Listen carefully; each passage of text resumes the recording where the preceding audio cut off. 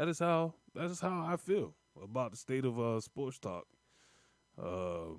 Yeah, they guys make money, whatever. That don't mean they, I'll give you one for example. JJ Redick, dude, that dude need to just stop talking, bro. It's funny how you listen to these former players and then they retire and then they get a platform or they get a job in the media and you listen to them talk about the sport that they played professionally and they don't like they sound like they don't have a clue what they talking about or they just saying something for the shock value. They can't believe what they're saying. That's the way I look at it. Like you really don't believe that type of stuff. But JJ Redick said some like off the wall stuff, man, and it's like, dude, really? Like you JJ Redick, the guy who was a one dimensional player that couldn't play defense, you're gonna sit on the air and talk about somebody else uh defense? You're gonna sit there and make comments like, oh, the today's game, the defense is way better because the court is more spreaded, or they don't sit in the zone, or they don't play physical. That was your case to make an argument for LeBron James being better than Michael Jordan. Like really? Uh, excuse me. Jordan was a 10-time defensive first all defense. So it wasn't like Jordan just scored points. He played both ends of the court. And you, JJ Redick, never played an ounce of defense in your life. I mean, if you want to pay that guy to talk sports, hey, be my guest. But I'm not going to have any problem calling that dude out for being a straight joke half of the time that he's on the air talking. And I forget who it was he was talking with. This is the Jordan LeBron debate again, and it was either Stephen A? It might have been Stephen A or somebody else who was making a case for Jordan. And dude was like really like looking like he was like sick to his stomach with they were trying to explain Jordan compared to LeBron and what Jordan did on both ends of the court, the competition he played against. This dude really believe, what he's saying, and it's like, I don't know, bro. I know how TV works. I got a little experience working with like live TV and teleprompters and all of that stuff. And sometimes they tell you, okay, X, this is your play. This is your story. You're gonna, you're gonna argue his case. And that's the way we're gonna go with it. Read off this teleprompter. And that's sometimes that's what it feels like. Like some of the debates, I'll just be like, you just really cannot feel that way. Like you just can't. But that's how they present it, man. And it's to me it's garbage. It's garbage radio, garbage TV. Because you should know better. Like you should know better. And at some point, we have this thing called the eye test, and that's all your experience, all your years of knowledge and visualizing the game. This player looked the part. Now I could watch Michael Jordan highlights every single day. It's I could literally watch my and I watched his career. I'm old enough to say I watched Jordan from '87 all the way through his career, and with the naked eye, I haven't seen a player play at that level of dominance since. Kobe was the closest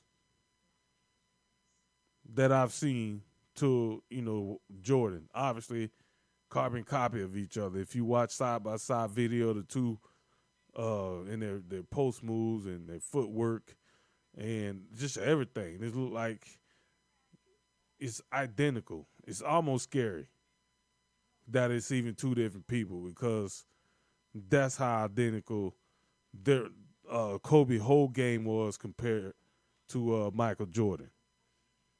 So if if 90% says Jordan is the best player ever, and we had this conversation of okay, Jordan's the best ever. Who's the next best player? Well, if Kobe Bryant was the closest thing to Michael Jordan, and it's people say this, the closest thing to Mike since Mike retired was Kobe. But yet you don't have Kobe behind Mike. I'm going to laugh at you. Because if I say the next best player in the NFL to Joe Montana is Tom Brady, and when I pick my top five, I got Kobe Bryant not in the top five, or Tom Brady not in the top five. That's what they do. That's what they do, man. They give respect, and then when they put together their list of top whatever, that person that they just gave respect to always not in the list. And I'm sorry, I cannot, to myself, I can't put LeBron over Kobe. So if I can't put LeBron over Kobe, I can't put LeBron over Jordan. Longevity, yes. He's played a long time, 20 years in the league. Okay, fine, great. But if I have to pick the player I want to lead my franchise, it won't be to LeBron, because there's too many holes in this game. And when you talk about greats, you got to also look at the different eras that player played in. And there's no doubt about it. He's done some really good things, on the court. He's one of the best. I've never said LeBron James wasn't a great player. I just simply say he's not better than Jordan or Kobe. Bro, honestly, he's not even in my top three. I'm taking Larry Bird. Because a lot of people either don't know or they fail to realize just how good Larry Bird was before he had the back issues. Again, I was old enough to see their careers. So my visualization of each player, each one that I'm talking about, it really hits because I watched those careers. I saw it just like I watched LeBron James' whole career. I done seen it. When I put them side by side, I can't compare them. So that was my rant. But we're gonna keep this thing going. I know William Graves is waiting patiently, and he's been on a while. But usually, when he calls in with me and Boss Hog is on the air, he'll just kind of, keep quiet. and let the conversation happen and wait patiently. So I'm going to bring him in on now. Hopefully he can hear me. Rat Pack Sports Show's on, Mr. William Graves. What's going on, brother? Hello, hello, hello. Man, your phone's so quiet, bro. It didn't even sound like you was on the line. Normally, it's not that quiet. What can I say? When Nicholas Lane is on, like you said, our guys put him up against anybody else that is out there. It is it's one of those things where there are times where I can just sit back and listen to Nicholas talk and everything, and always learn something. So, it's always a privilege every time he gets on because I always learn something new. Yeah, yeah, and he'd be a little busier now. Same thing as Boss Hog, but hey, they're still around in the chat. There's a lot of conversation that happened in the chat. You guys never be privy to uh, because it's in the chat. So, but I know my man William and what he really wants to talk about, and we're gonna get into it. Is this past the NFL draft this past week, and what the hell? Yeah, this past week it was last Thursday, Friday, and Saturday, and the Buccaneer picks, some of the other picks, Lamar Jackson, finally coming to terms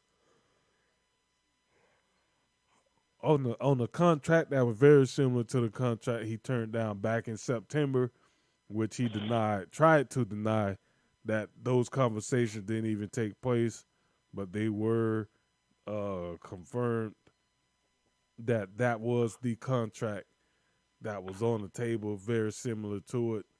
Um, and he finally, agreed to terms. So Baltimore has their guy back.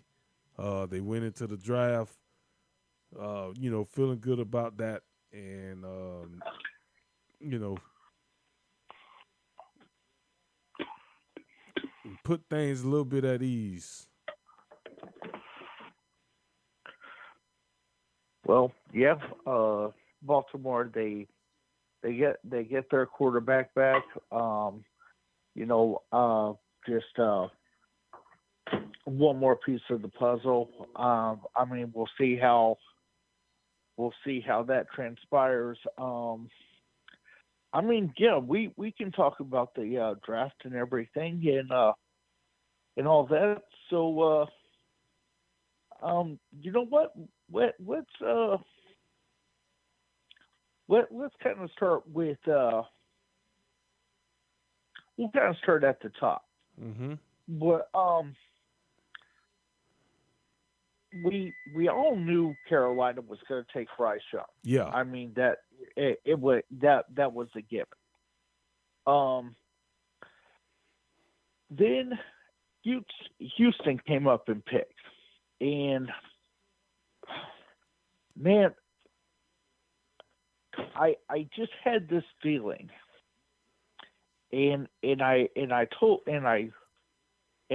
you guys this in the chat that I had a feeling that Houston was going to do some stuff and they were going to wind up with its second and third pick. But man, I don't know. Like them taking CJ Stroud second overall, that that just seemed, I don't know, it seemed kind of like a reach for me. Oh, you didn't agree with the pick? Well, It's at that point, like that early in the yeah, first. yeah, yeah, exactly. It's not that I didn't think that they should take CJ Stroud, but at second overall, that just seemed like a big stretch for me. And I mean, I don't know. Maybe they were afraid Indianapolis was going to take them, but from everything, from every report I saw to everybody that I listened to um, up here for the Colts, they were they were all in on Anthony Richardson, and like again, don't really agree with that pick. Not at that spot, but I mean, it is what it is. Um, Houston, they came back. They got Will Anderson Jr. Loves the pick. That uh, dude is a beast. There's no two ways about it. But yeah, the uh, those uh, those three picks. I mean, or I'm sorry, four picks. I mean, um, they were okay. Carolina, I think, hit it on the head. Houston hit it on the head with Will Anderson. Stroud and Richardson going that high? Nah, didn't agree with that whatsoever. But it is what it is. I mean, um, but now let's just kind of jump really quick to our team, the Tampa Bay Buccaneers. Now,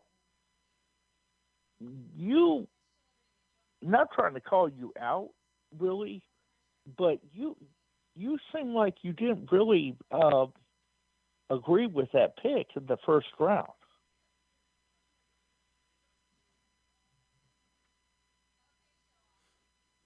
Yeah. So did you not like them taking Elijah there at 19? Tell me, got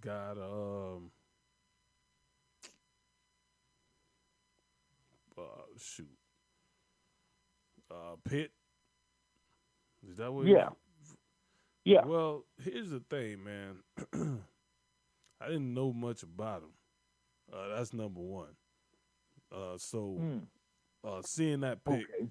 to me, I didn't know the tape looked good, but at the end of the day, it's all about one thing: can you do it live? You know what I'm Mhm. saying? So, I've heard a lot of stories. I heard a lot of comparisons. To a previous, Buck greats Mm, and stuff like that. But here's one of the comments that I made on in that group particularly. mhm.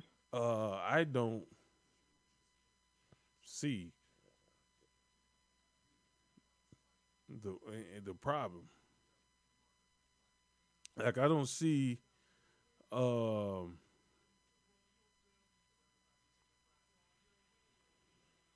shoot um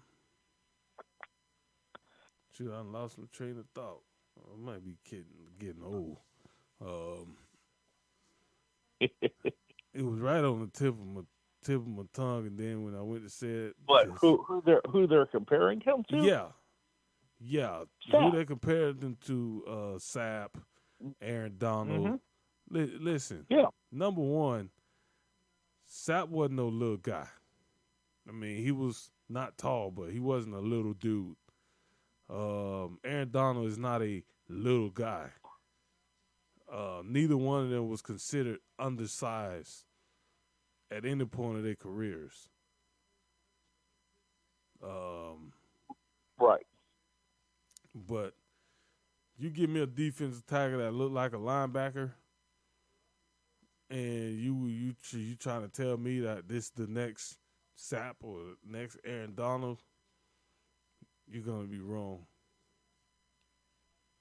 Um, I would put him closer. to a Aaron Donald type player than I would a Warren Sapp. However, um, he does have some similarities to both of them. Here's the reason that I like the pick, because you you seemingly had a top five, top 10 player that fell to you at 19, and you know what? If I was Jason Light, I wouldn't have passed him up either. I would have drafted him. That was a Kalijah Candy was a gift. My only I thing is mean this. that's what that was. That was a gift. Yeah, my only thing is this. And this is my belief. When you're playing a 3-4 defense, you need physicality. You need thumpers. You need guys that can play fast and play downhill quick. And I watched enough, you know, games and stuff, so I can honestly say, hmm,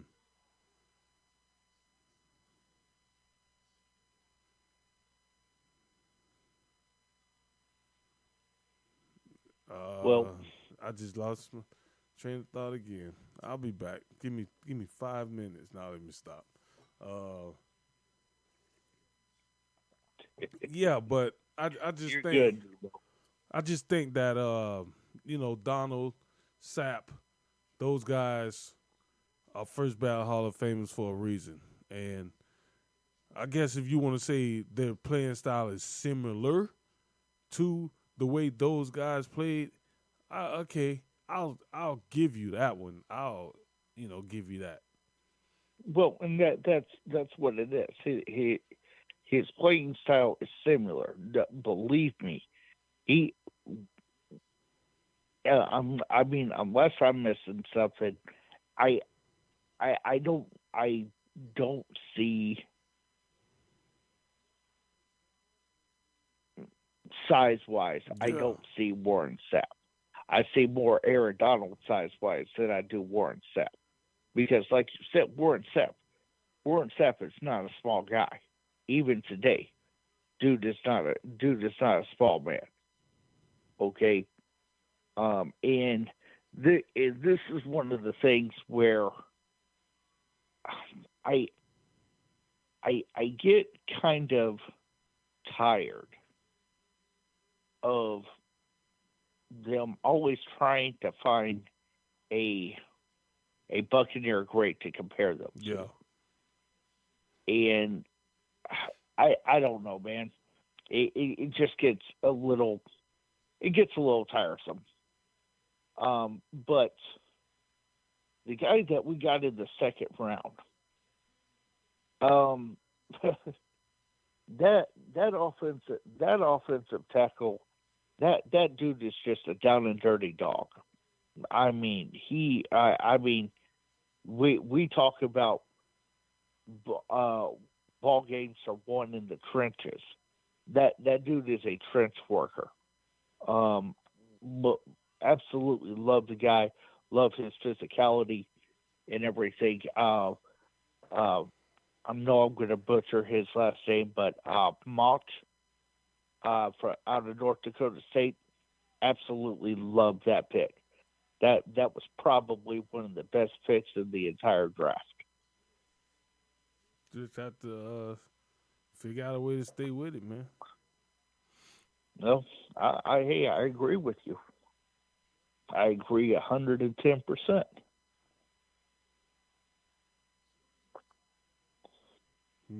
Yeah. So, see what they got here. Boston. Wow. 114-81 Boston. So there's your blowout.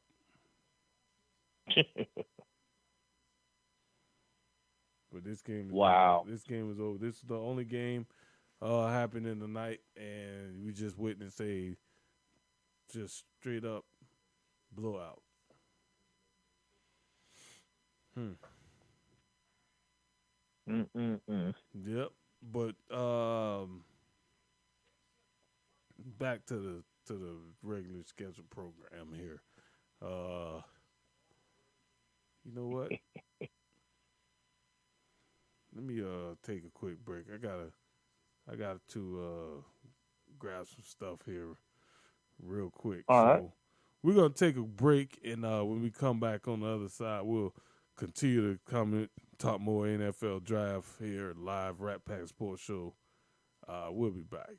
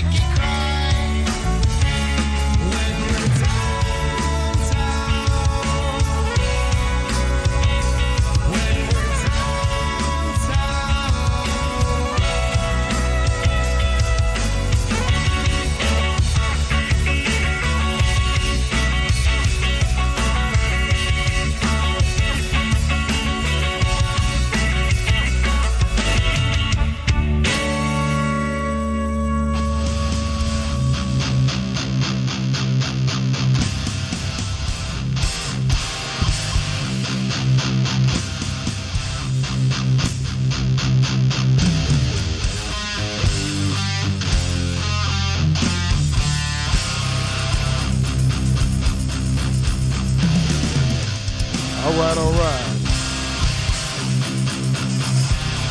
Rat Pack Sports Show.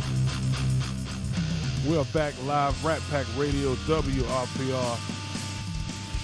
Streaming online, Rat Pack Sports. Live Rat Pack Radio, WRPR app for Android users, iPhone users. Head over, download the TuneIn app. You can find us on there. iPhone app is not currently working. So, with that being said, we're gonna bounce it back. I got my man William Graves on the line with us. We're talking draft talk, talking bucs. We're talking fits. So,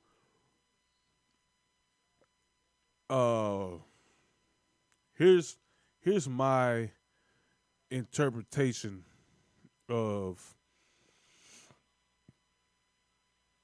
what I like from a defense, and what I don't like from a defense. Defensive players should always have a motor on them. There ain't no quit. There ain't no giving up. There ain't no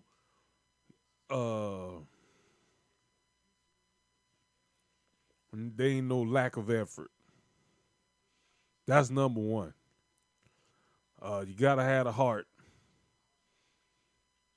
to make tackles. You gotta have a heart to know you finna go into this. You finna fill this gap.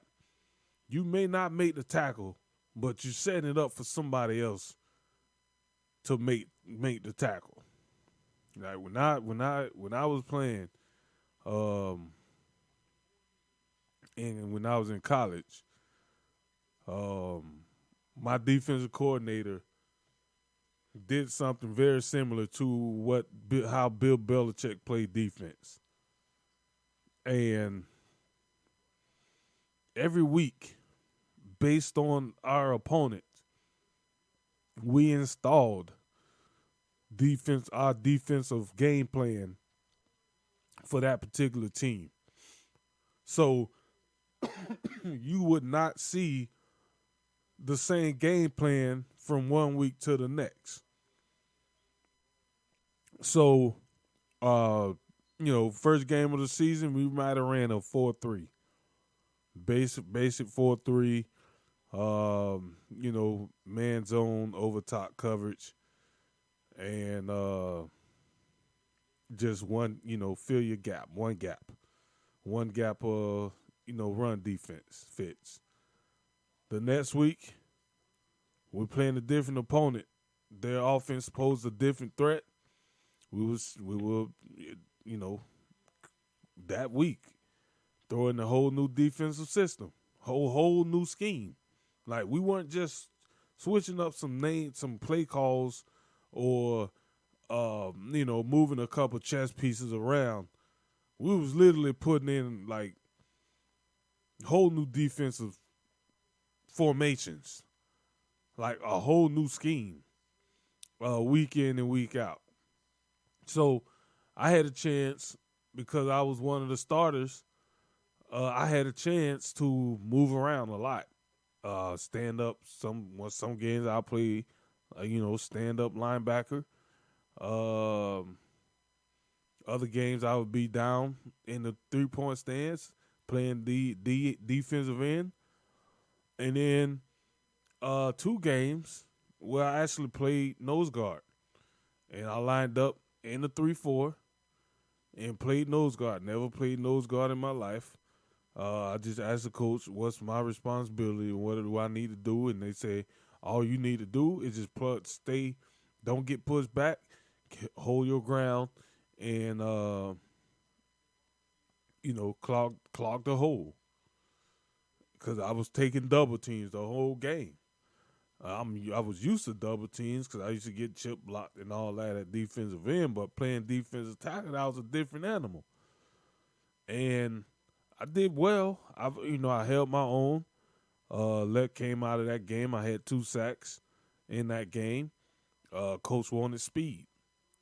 Quarterback had a little bit of speed, and he wanted speed up the middle from the nose guard standpoint in case the quarterback decided he wanted to run. So he stuck me at nose tackle, and I played nose tackle for that game, and I did pretty good. So when I talk defense, man, I'm not just talking defense, just to sound cool or saying things just to sound cool. I really understand defense. I understand different coverages and what they're supposed to do. I understand the difference between a 4-3 defense, a 4-4 defense. That's four down linemen, four linebackers, and three defensive backs. Nickel, dime, goal line. I understand all that. Every single, I understand all that. So when I talk defense, I'm talking from experience, and with the Bucks over the last few years, we've had Brady. We've done some good stuff. We won a Super Bowl. Defense being praised a lot for doing nothing, and I feel like there's a lot of people that's playing a lot of defense that they don't deserve it. They don't deserve it. So, um, linebacking wise, when I make comments about the linebacking position, bro, I've done this. I played linebacker in the 3-4. I played defense line in the 3-4. I understand the Mm-hmm. responsibilities. I mean, so in the draft, I forget who was making the pick. They, made a comparison of one of the players that was drafted, and they said he's a Devin White type of guy. So instantly, when I heard that, I said, "Well, they gonna be who? I forget what team it was, but I think to myself, they in trouble because if he's a Devin White type of guy, Devin White ain't been that good. I mean, he gets talked about a lot in the press and stuff like that, but uh, he ain't done much.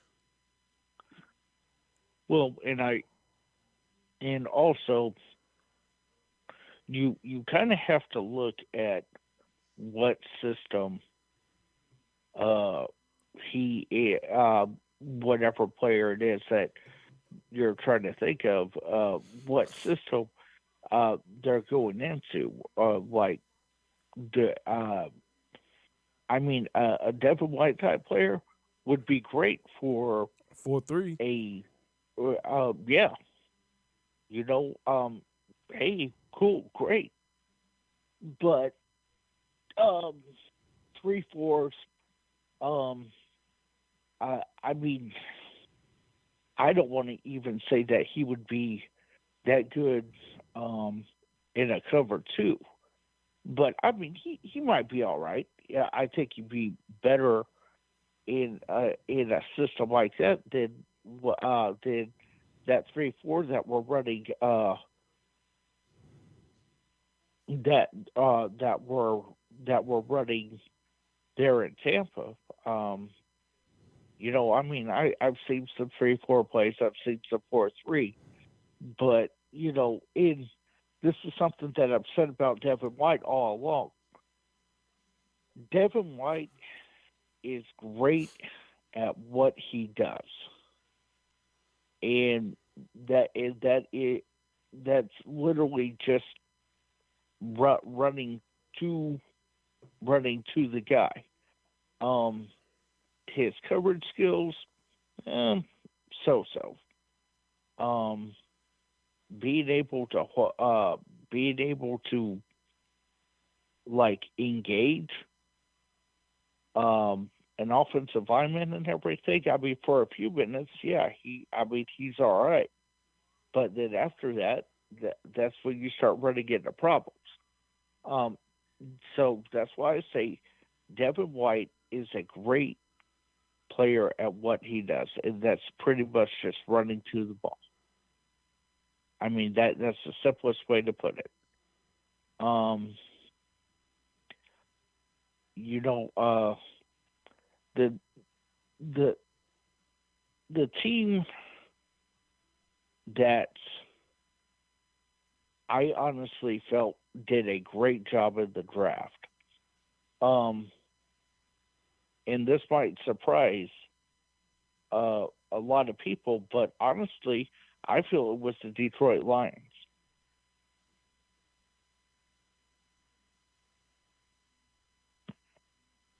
Yeah, yeah, and what it boils down to is you got to know the game and you got to coach it that way. Um, to understand like what these players go through and the stuff that they and find themselves getting behind and all of that, man. It just you got to really understand how this thing move before you can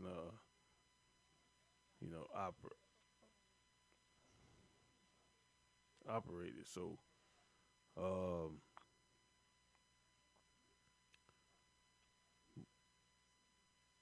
Devin White, to me, as you said, he's one of those guys that flash the limited momentum, a lot of speed, and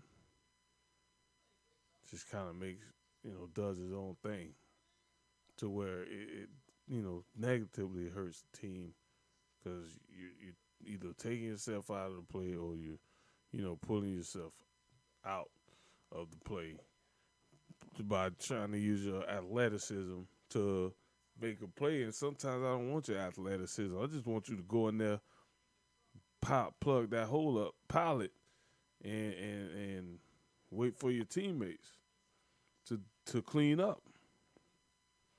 I mean, if that was me, that's what I would do. But you know, I'm not at that stage anymore. So you know, I think. Let me see if I can find this. Um,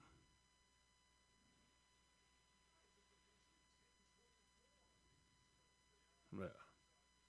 So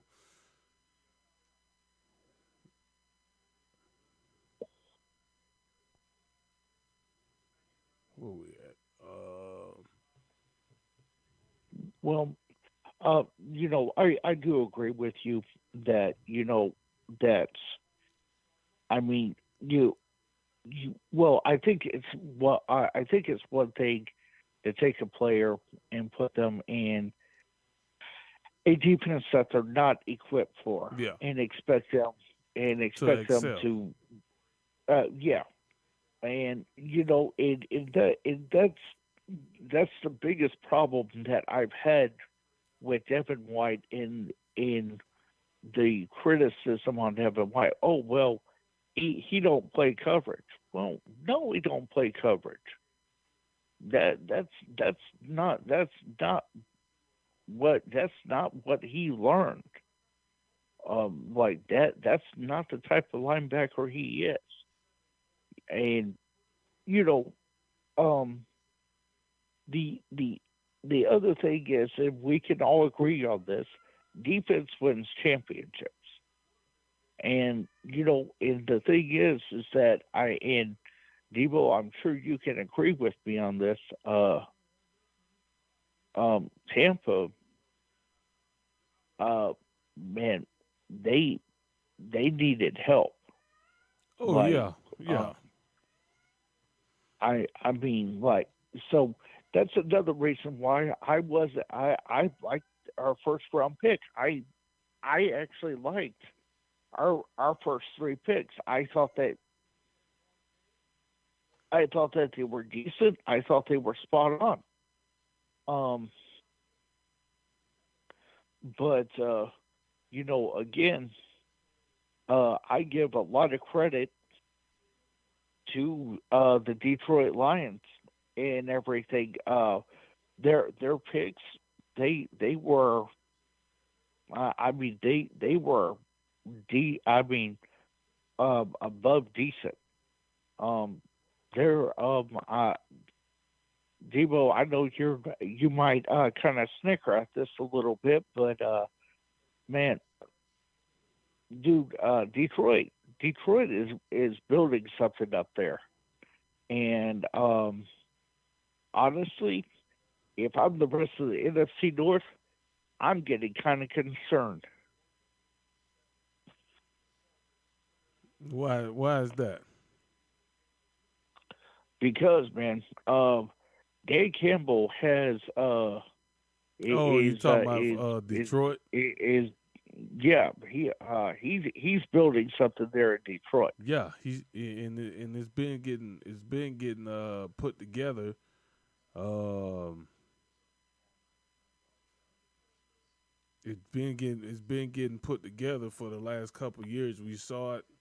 I forget what year that was. They didn't win many games, but they probably lost about 6 games by less than a field goal or a touchdown.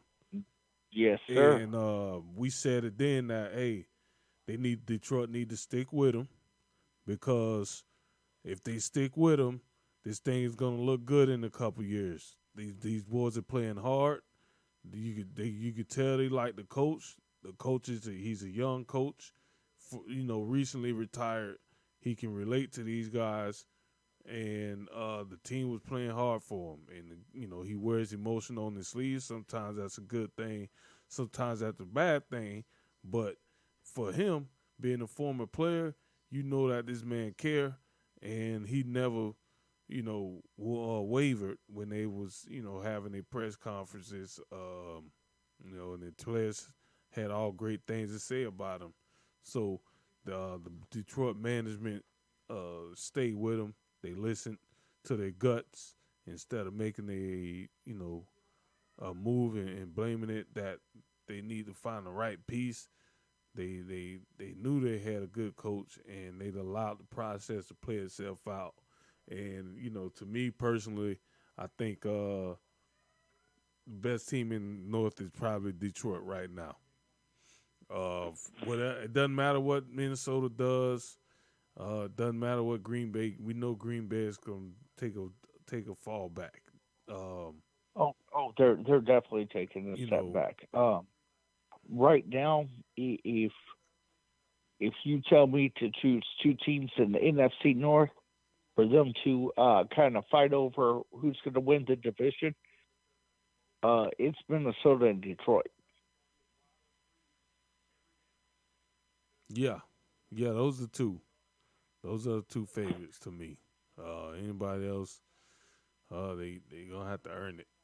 But Minnesota, Detroit is the class of that division, and hands down, uh, just the way that they've played over the last few years. Um, I know Detroit got a lot of high hopes coming into this season. They had a pretty good draft, so they had some good pieces, to the puzzle, and everything should be, pretty good. Oh yeah, definitely. Like I said, I really liking what Dan Campbell is building up there in Detroit. Um,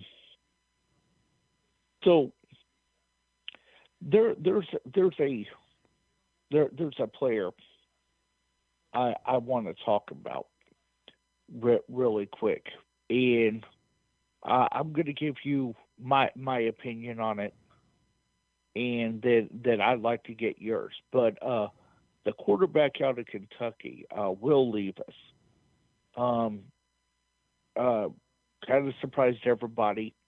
Fell out of the first round, got picked up in the second round.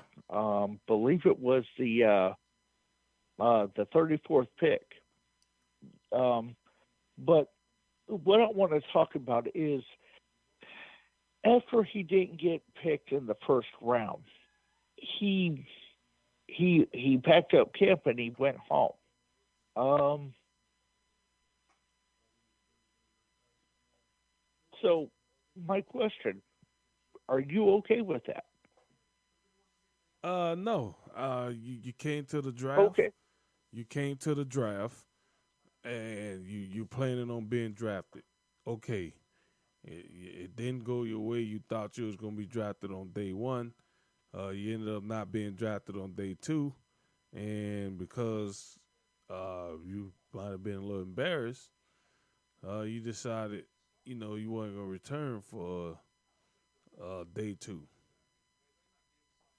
Um, to me, you stay there as long as you have to, um, Well, and you already there. There's no need to pack your bags up and go home. Trip paid for. So hmm I don't know, man. I think it's a bad look, well, uh, uh, and it shows a little bit of selfishness when things are not going well. it just showed me a lot about his character. Everything you just said, you literally just took the words out of my mouth. Um, I mean, you are there. Look, the that defensive back. What who was that? Brian Branch? Was that his name? Out of Alabama? He was there in the green room. Matter of fact, he was the last guy in the green room that that I believe got drafted in the bottom of the second, top of the third round. He and I mean he was projected to be a first round pick. Um, but it didn't go his way. But you know what? He still stayed there. Yeah. I mean, like I don't know, man. It just shows me maybe I'm looking into this like too much, but what Will Levis did that just showed me a lot about the character that he has. And I'm sorry, but talent or not, I'm not. I would have to really seriously sit there and consider if I want that type of character in my locker room, especially a type of character that could very well be leading my team on the field. Because what's going to happen if he gets on the field and stuff doesn't go his way? Is he just going to take himself out of the game?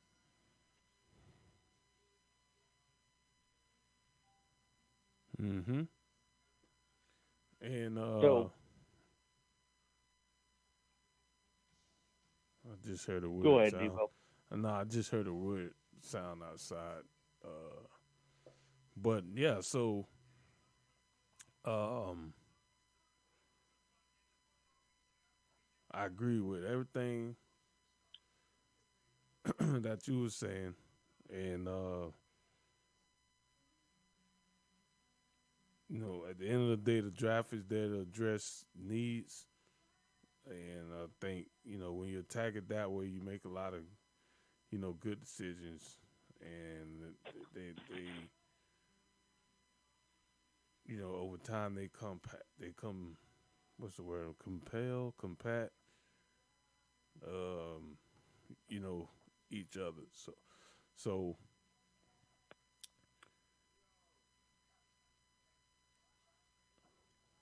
making the Yeah. making the right picks now save you a hmm lot of headache later on if you don't get the pick right. And now, 2 3 years you're scratching and clawing trying to find a replacement.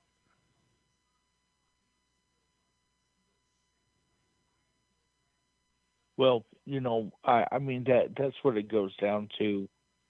And I do think um I do think that that Levis did wind up on a decent team. The he wound up with the Tennessee Titans. Boss Hog actually kind of called that he thought that Tennessee may not be a bad spot for Ford Levis with Tannehill just kind of he we don't expect him to be in Tennessee for long and everything. What would you say? 2, 3 years tops before Tannehill is gone. You you have your your backup that is going to be able to spend that time um, learning and everything. So when it is his time, he can hopefully just step right in. Um, and uh, yeah, um, like I said, just really didn't care for him just up and leaving like that. But again, that's just me. Yeah, yeah, and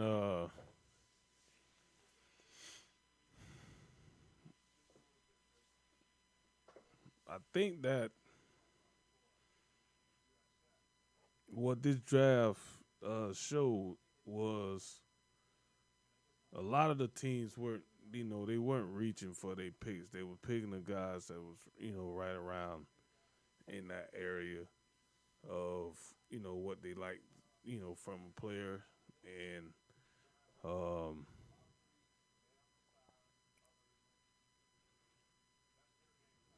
I think it is overall should be, pretty good. Um, we'll see in a few years of the depth aspect of it.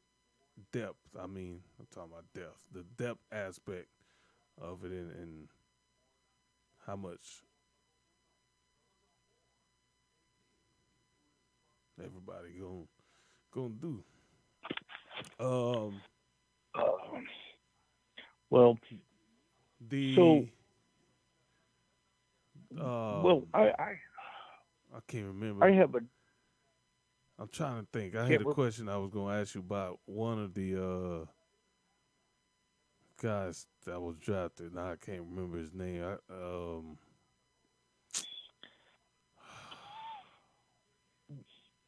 was he drafted in the first round? Yeah, yeah, it was the first round.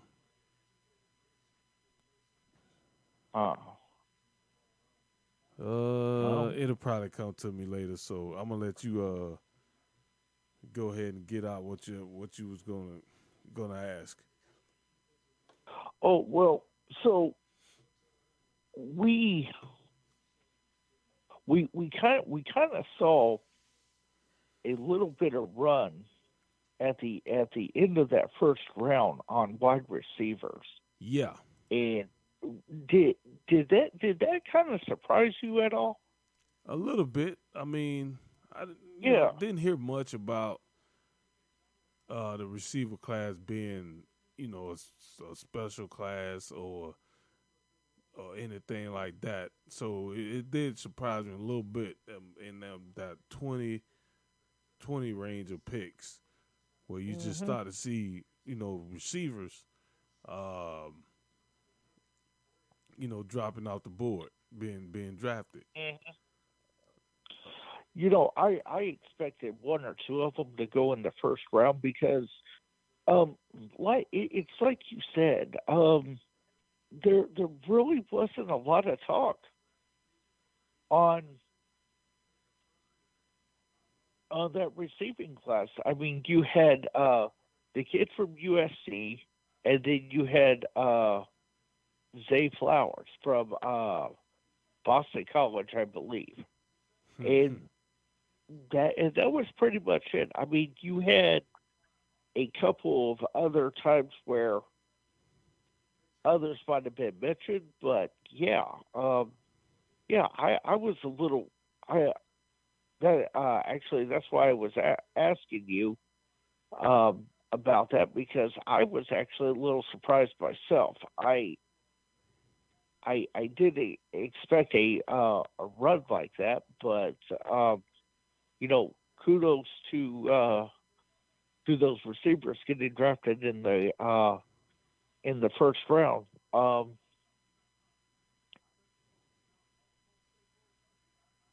what was there a pick that when the pick was made, you just kind of went and looked and you were like, no, that that that's not the right pick.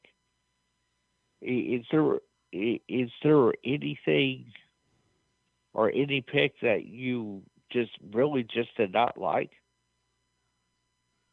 I mean, first round wise.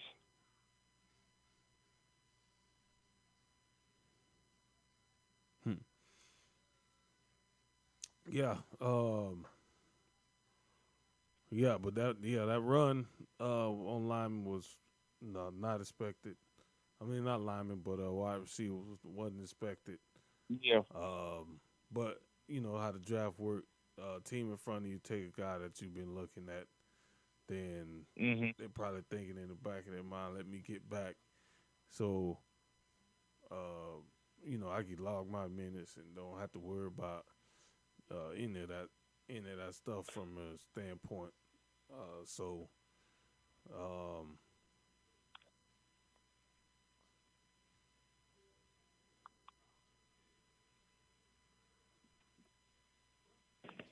hold on, let me see something Well, here.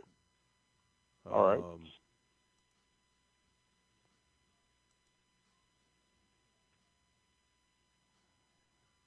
Shoot.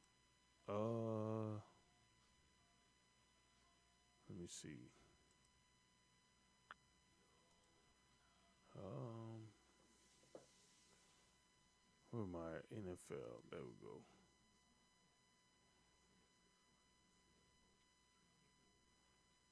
All right. Go ahead. Go ahead. What you were saying. I just had to pull something up real quick. Okay. No, what I was going to ask you, I don't know if I cut off or not, but I was going to ask you, is there a draft pick that you just really didn't like for a team? Hmm. Say that again. What was there a draft pick you just did not like, From the Bucks or or just anybody in general? let me see.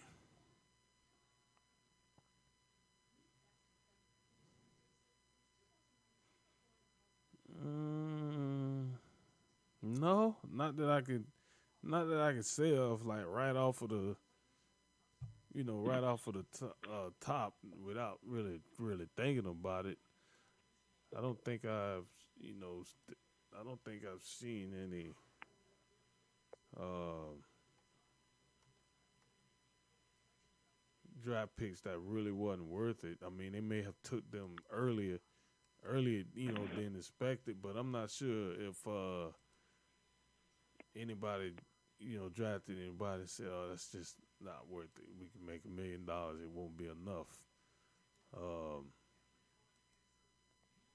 I don't think that was the case, but I thought everybody made good picks, and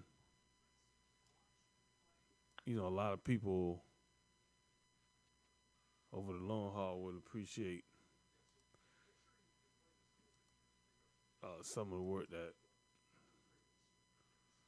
Oh shit! I already downloaded that. Um,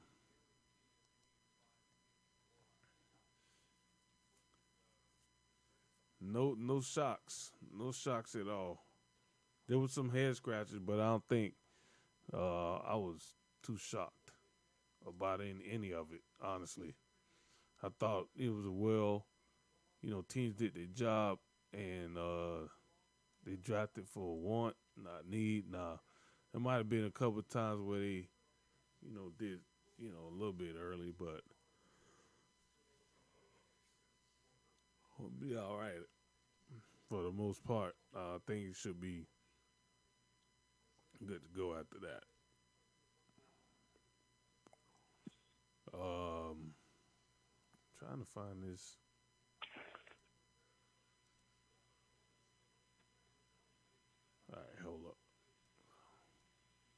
All right. What is this?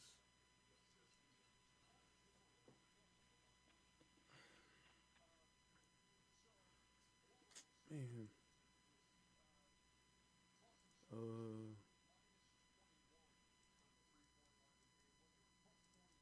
what is this? Dropbox. All right, go ahead.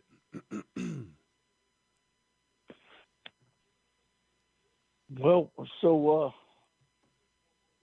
what else is on your mind, man? Nothing much, man. Yeah, I think I run off something. We knew it.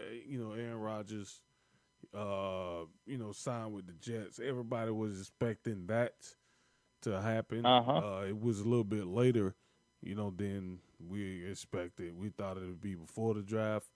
It ended up being after the draft, and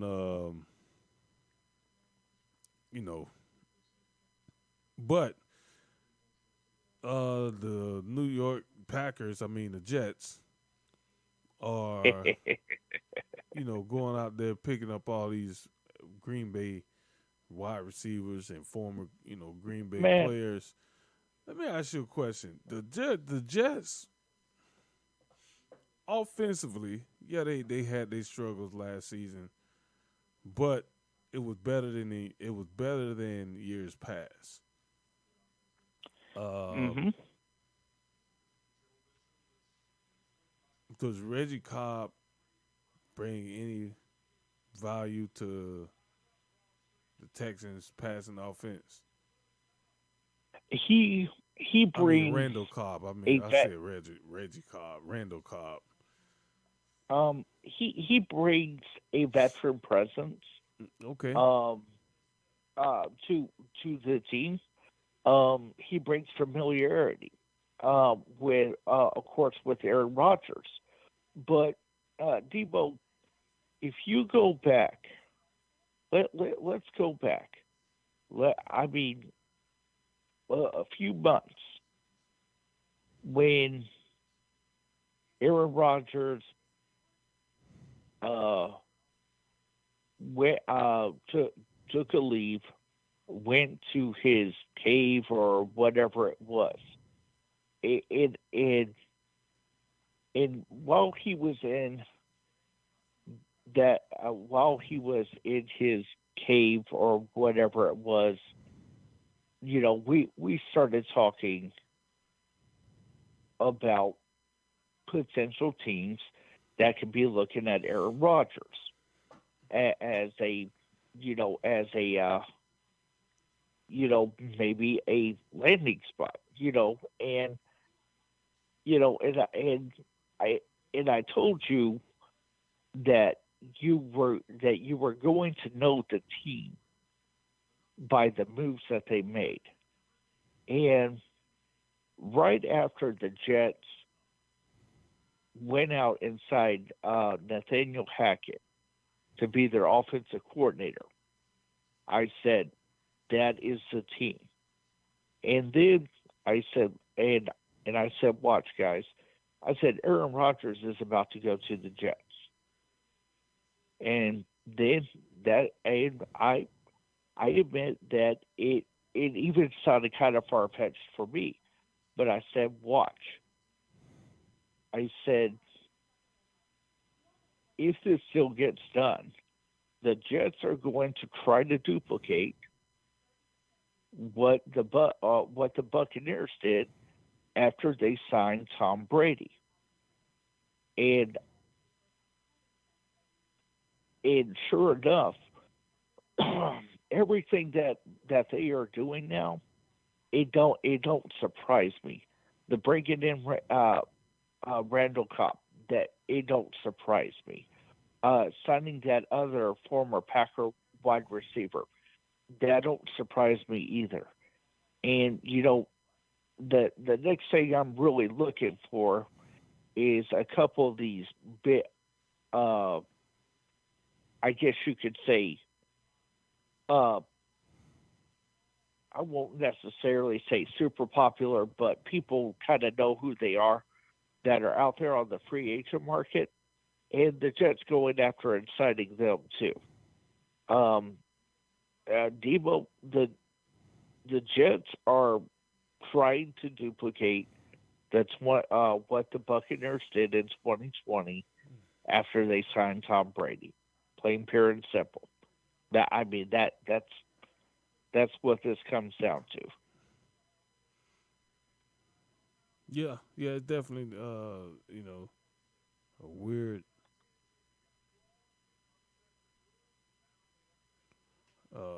But it's definitely a weird, not a weird vibe, but that sense of okay, we got Rogers and we're gonna do this, we're gonna do that, but not factoring in like the rest and all the other stuff. I well, think just posed for a little bit of well, chaos early well, on.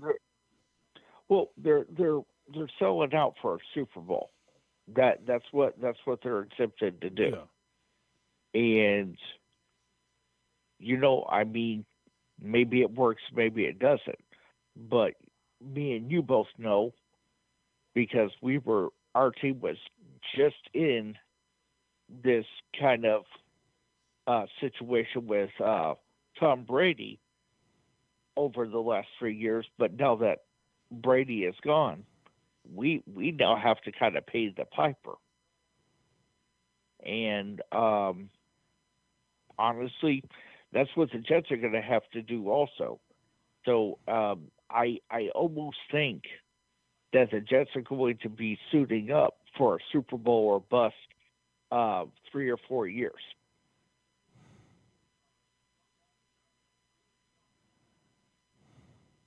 Hmm.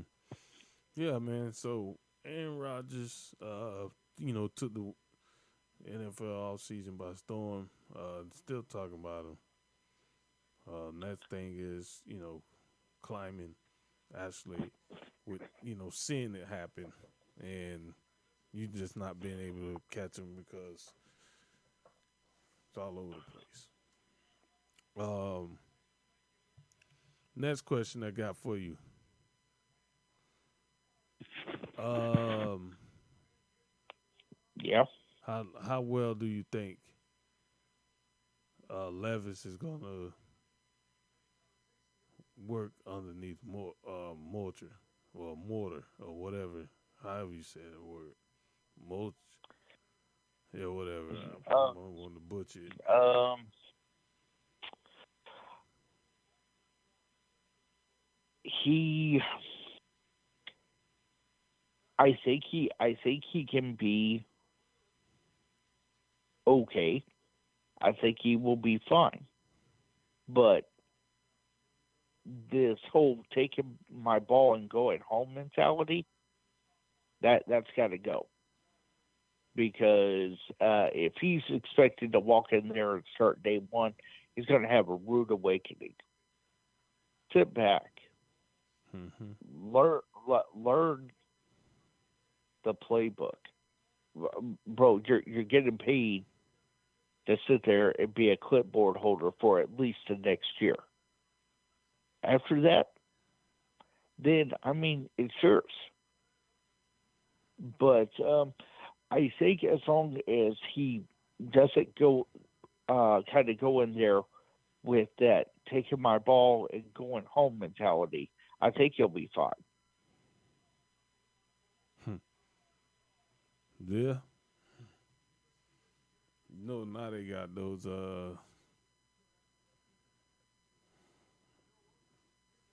shoot, I can't even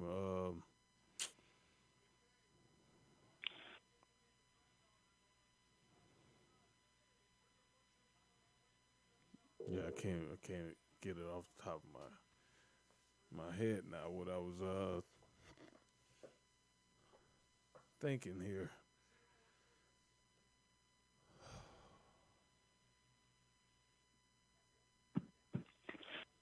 Of course, of One course. of them not tough. Yeah, I'm listening to you, and then wow, I got it on the tip, got it on the tip, and then as soon as you stop, I start talking, and I forget. Uh, what I'm trying to say. Sometimes it's a little fatigue, a long day at work, but Oh yeah, for sure. yeah. So, but other than that, I'm good. Now I just got to figure out what I was uh gonna say. I had a little list here. Um, quarterback for Alabama that was just drafted, Bryce Young, Yeah, yes, sir. to where did he go? Carolina. Yep. Legitimate question. Mhm. Um, I obviously I think Carolina gonna be better this year. Um, what they Oh, finished oh, 7-9, something like that. yeah. Okay, we lost Brady, and we was 9-8 on the no. Actually, we finished 8-9. We was 8-9. We was finished the season under 500. So, Mhm. um, finishing the season under 500, losing Brady. Bucks moved Tristan Wirth to left tackle, which you better be ready to pay him because now you just put him in that higher up class for left tackles. Mhm. If he's the best right tackle in football, and you move somebody to left tackle, does that make you a better offensive line or a weaker offensive line? Well, um, I think in this case, um, I don't think. I think it will make us better. Just as long as what's his name that we Cody, who we drafted in the second round, as long as he can come in and hold up that right tackle spot and everything, I think I do. I think we'll be fine because I mean, we'll have Worth, we'll have we'll have Cody, and we'll have Ryan Shenson. Um, you know, yeah, there's still some question marks on a couple of those other offensive linemen, but right now, I understand why they're making the move to put Wirfs over to left tackle. Um, but it's also like you just said, you put a man like that over onto left tackle, that price just went up.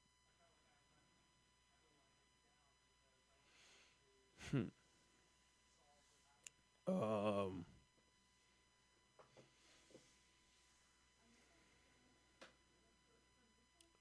I understand what you're saying. But here's my outlook. You have the number one right. Well, I ain't gonna say number one, but he's in the top three right tackles. So the right tackle position is sealed up, signed, sealed, delivered. We got that guy. Now you moving to the left side. I'm not saying he can't do it because he's an athlete. I believe he fully can. But um, you just created a hole. And he's got to prove, what he can do on a week in and week out, basis. But I don't think you get better, and I'm definitely not gonna say we're better until I see it. No, I agree with you. I mean, and there's nothing to say that if Wirfs, um, if he's just better at right tackle and everything, to flip flop him and move him back because that might be another thing. You know, you're bringing in a rookie, and this could be your plus or your minus. The plus part, now you can kind of craft him to the way that you need him to play on that offensive line. The bad part is that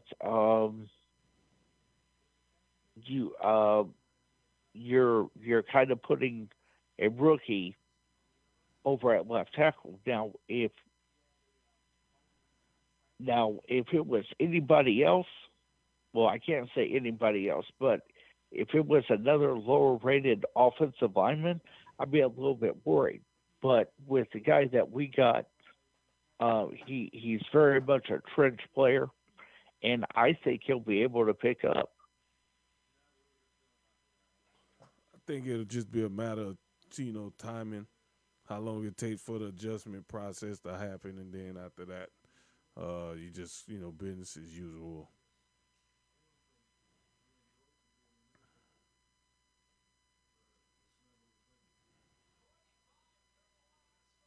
Yeah, yeah. So I think it's Hmm. just one of them situations where um, you got to be thorough. You got to look at everything and see um, what that particular player could do for your franchise, and then if you're gonna start him or have him playing more of a reserve role coming off of the bench with like a rotational type of deal. Um,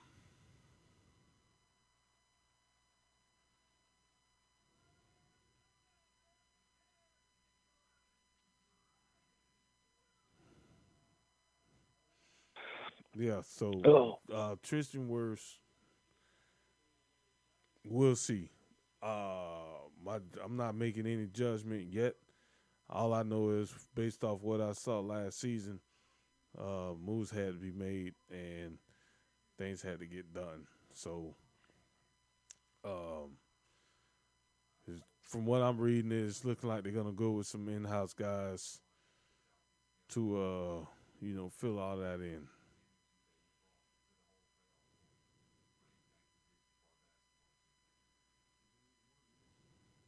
hmm. Well, all I know is these in-house guys, they've been there for a minute. Might be about time for them to step up.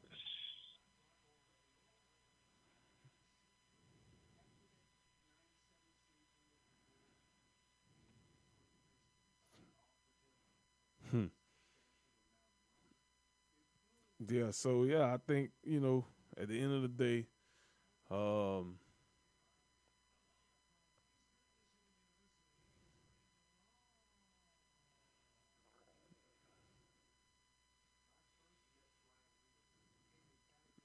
at the end of the day, I think you just gotta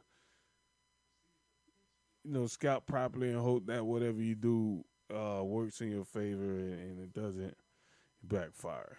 So um, we'll see.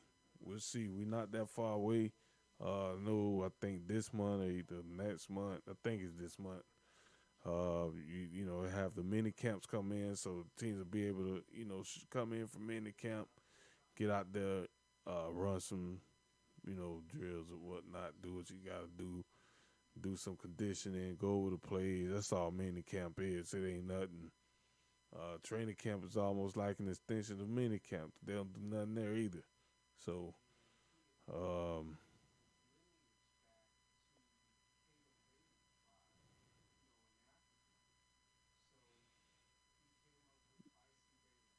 you ain't even gotta. I ain't even gonna.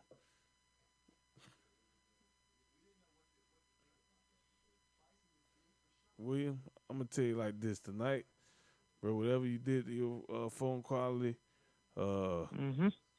bruh, it don't even feel like you. Normally because I can hear stuff happening in the background, or I get some feedback or something.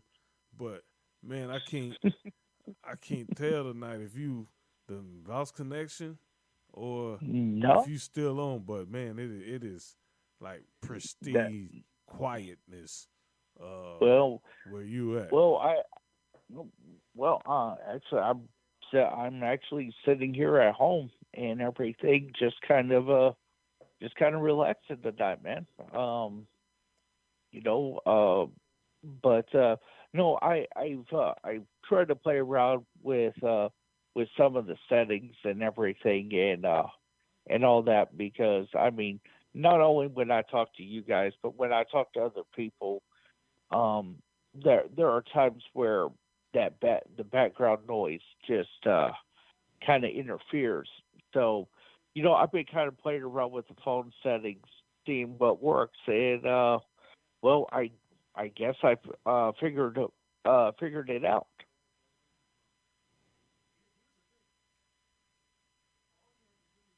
Hmm.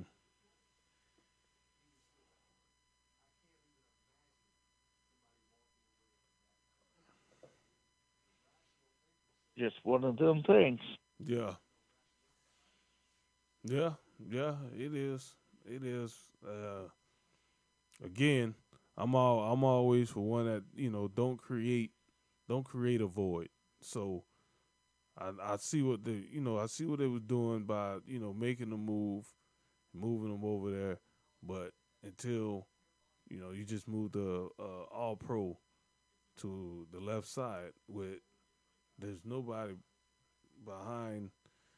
I think I heard Luke. What is it? Good Gedicke was going to be moving to right Yeah, tackle. Godecki, Godecki. Godecki, yeah. Yeah. So whatever. And hopefully then we'll get your boy back and all that too. So, but yeah, I mean a lot happening. Um, don't really get you know what's the word I'm looking for? Recognition or talked about as much, but they'll be there. They'll be there. Um, Caribous, let me see. Sound rated. Let me see something here. What do you think about the Levis pick to the Titans? Um, I actually like it, um, but I don't think he's ready to play right away. I mean, you still got a quarterback back there named Tannehill who's going to be healthy and is going to do everything he can to remain a starter. I don't see a guy, asking for trade or anything like that.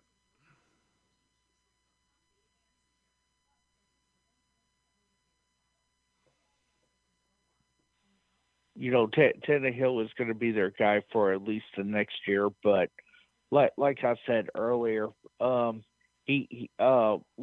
is as long as he doesn't have this I'm going to take my ball and go home mentality, I think he'll be fine.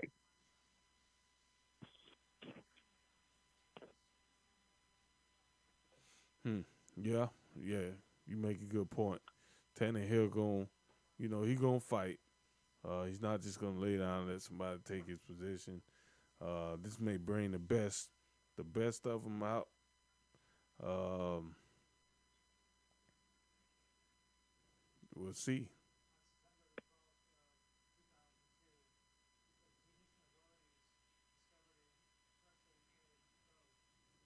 Hmm. Yeah, and I also think that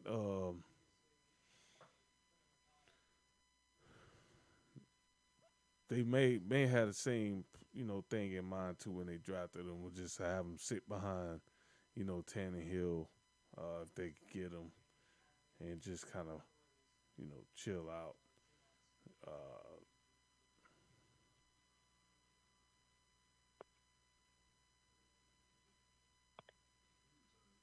But uh, who am I? It's 10. Yeah, Tannehill. Feel like it's deja vu because he's been here before. So obviously he knows what to do to secure his roster spot. But I always got to look forward seeing a lot of teams that really didn't need players. Still bring them in and draft them.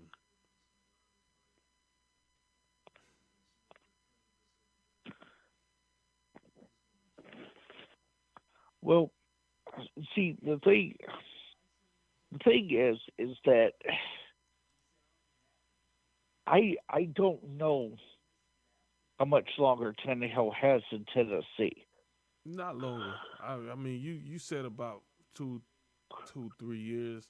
It could be Yeah, sooner. It could be sooner than that, but I think at least around somewhere around there.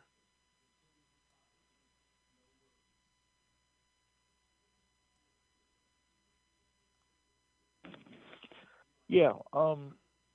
So I mean, I don't know. Like I think for what it is right now, I think it's a good situation for both Tannehill and Levis. Yeah, I'm not saying it's a bad situation. That's not what I'm saying. I'm pretty sure it's you know I'm pretty sure it's decent and it's something good that they got going on. But you know, go, what's the day's date? It's third, five. Oh shoot, five.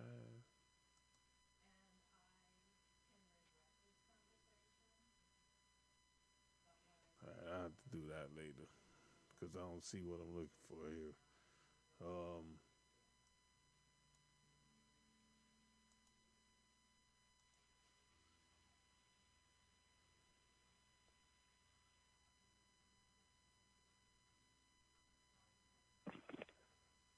yeah, I'm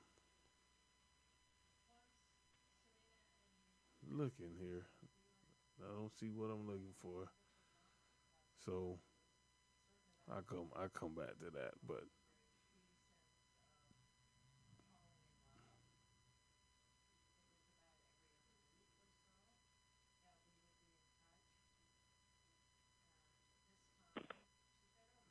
uh, where am I? Yeah,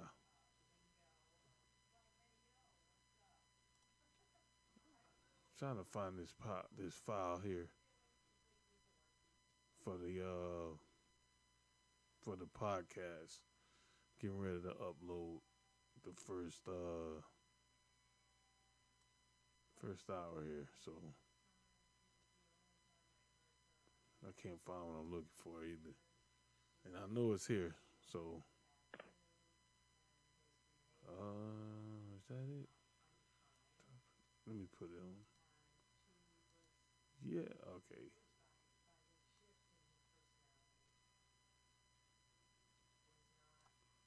23. What's the day's date? 2305, 2304.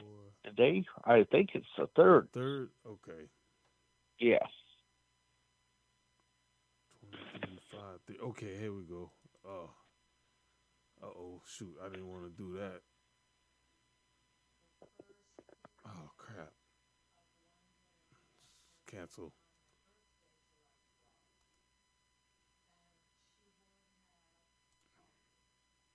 Yeah, so who do you think was the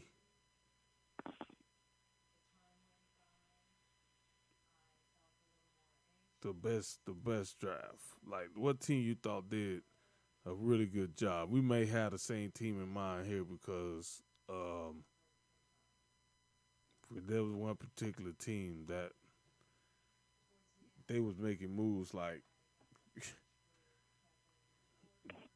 they needed a whole bunch and they really didn't need anything. Um. to me, um, well, I mean, again, uh, I go back to the Detroit Lions, but um, hmm, you know, I kind of have to give some credit to the Buffalo Bills. They made some smart choices in the draft. I really like the fact that they picked up Kincaid in the first round. Um, that that said a lot as to the direction I think they're taking their offense.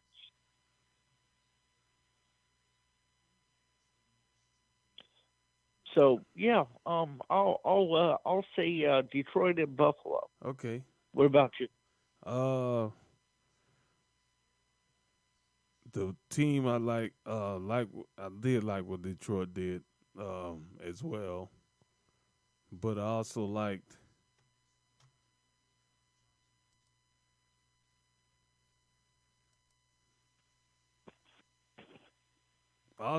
what the Houston Texans did. They were Oh, aggressive. They were aggressive early. Uh, mm-hmm. they drafted C.J. Stroud. I think he was probably the best quarterback in the draft. Then they turned back around, traded up, got Will Anderson, Jr. That was awesome. Because we were sitting here, doing it, and we were seeing this happen in real time. I'm like, dude, the Texans coming out swinging right off the bat, and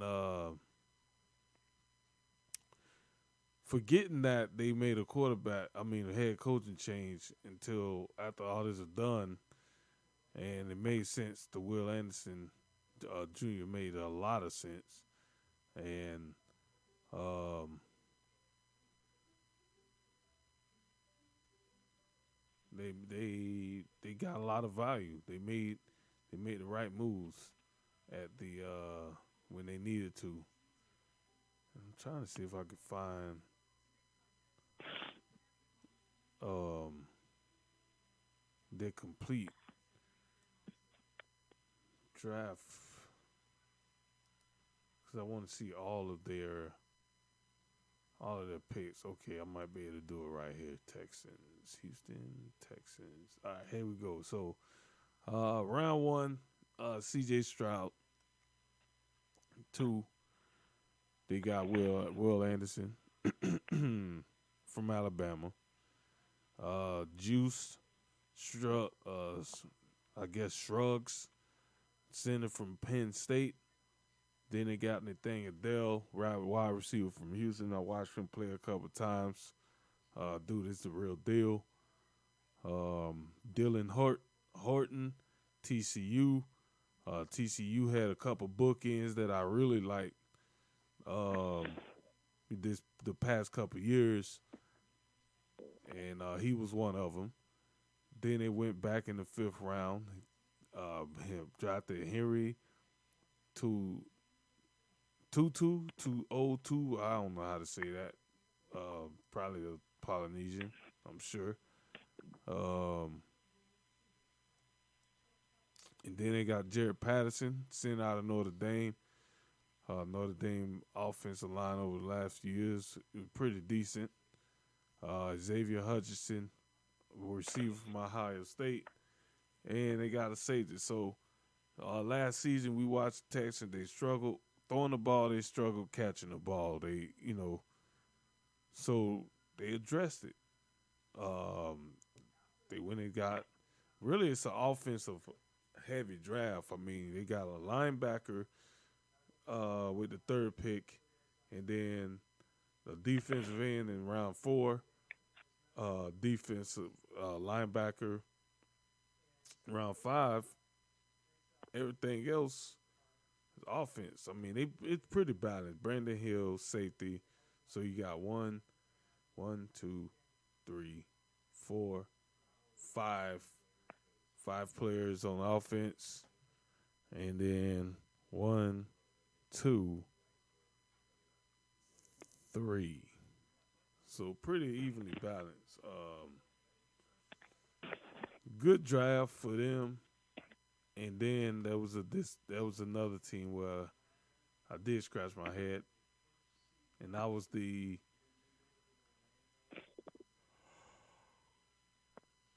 what was it, ten? Shoot, don't let me forget the name. Oh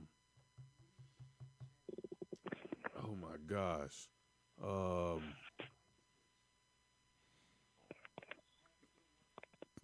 my head scratcher. Indianapolis Colts. That was the one I was thinking about earlier. Uh, Oh, okay. they reached and they drafted Richardson number 2. Yeah, that's a reach to me. That's a reach to me. Well, um, I think pretty much all of us were sitting there when they drafted Richardson. What was it, 4 or something like that? We were all just kind of like, huh? Because yeah, I really didn't have Richardson that high up on my list. Hmm. Yeah, I just thought that Richardson for all the tools he had talent wise and everything like that.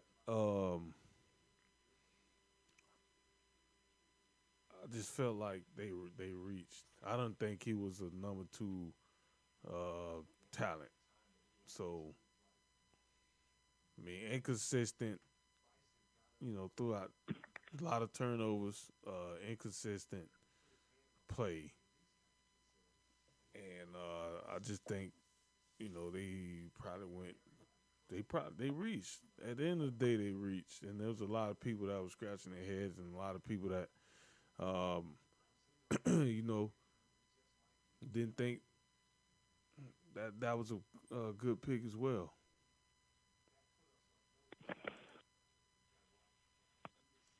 I mean, we shouldn't think he was going that soon. No, I didn't. Uh, Actually, I kind of thought that if any quarterback was going to fall to day 2, it would have been him. Yeah, yeah, and the quarterback, everybody thought was gonna go quick. Ended up dropping the day 2, and we know the rest from there.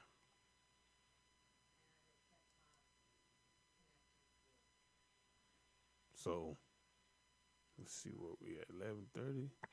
Man, time flies. Um, but it is 11:30, and it's about that time for us to get out the air and